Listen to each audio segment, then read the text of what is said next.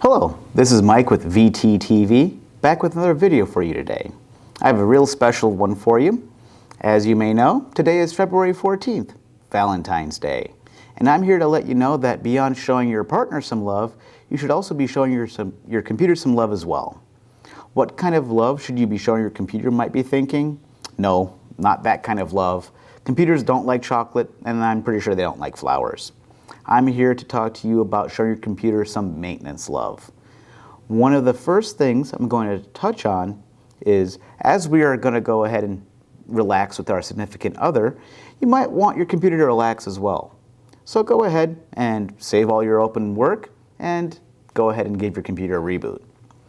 I know, it's something that you've probably heard me say time and time again on the phone with you, but rebooting your computer is really, really important. Really. Not only will the computer install any queued patches and updates, but it'll also do some general housekeeping, such as closing any long-running programs, as well as anything that's been hung up, as well as tidying up after itself after updates and such. Another really important thing that kind of goes hand in hand with this is letting your computer relax with a mini staycation, if you would, or a reboot. What I mean by this is simply shutting the computer down if you're going to be out of your home for a bit or out of town for a bit, and undocking the computer from its docking station, or if it's plugged into power, in the case of a laptop, unplugging the power cord from it. This will make sure that your computer is safe from any weird weather occurrences that may come up while you're gone.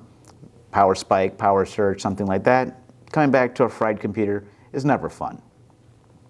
While we're also talking about powering down things, one of the things that I see a lot at the help desk is laptops that have been just put into a bag while they're still powered on. This is the least desirable scenario for a laptop, and I'll give you a bit of info why. Think of it like this. All of your work is open and unsaved, including that super important spreadsheet full of numbers and symbols. It's due at the end of the week. You go ahead, close your laptop without letting it go to sleep first, toss it in your laptop bag, and head on over to the car.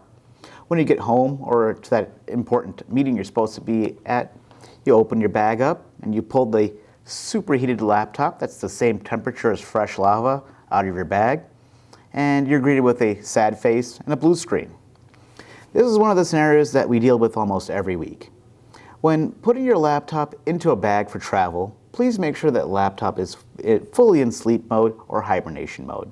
You can accomplish this by first undocking your laptop from the docking station, be it a cord that you unplug, or if you take it off the docking station, then go ahead and close your lid while it's fully off the docking station. On some models, you'll have a status light, like this one right here. When the computer is fully powered on, it is solid red. In this case here, it is in sleep mode, and it is pulsing off and on. One of the reasons why I do stress this is because if you do close the machine without letting it go to sleep fully, none of your stuff is going to be saved, unfortunately. So definitely want to make sure your work is not lost when you get to your destination, as well as think about how embarrassing it would be. You get to your destination, your battery's kaput because it's been powered on in your bag the entire time, and you're the only person plugged up in the conference room. Yikes. One of the last things I'd like to touch on today is computer hygiene. No, they don't need to brush their chips before bed every night, but they do like being clean.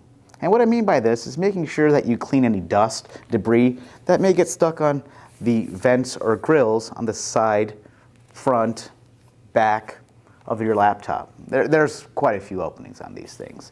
But you want to make sure that the system can maintain proper airflow.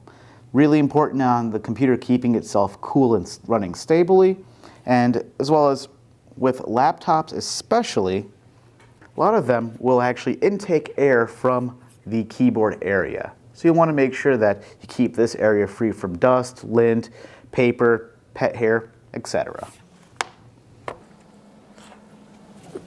So I also ask that, kind of keeping things off of your keyboard, ask that when closing your laptop lid, make sure that you don't have anything sitting on the actual keyboard.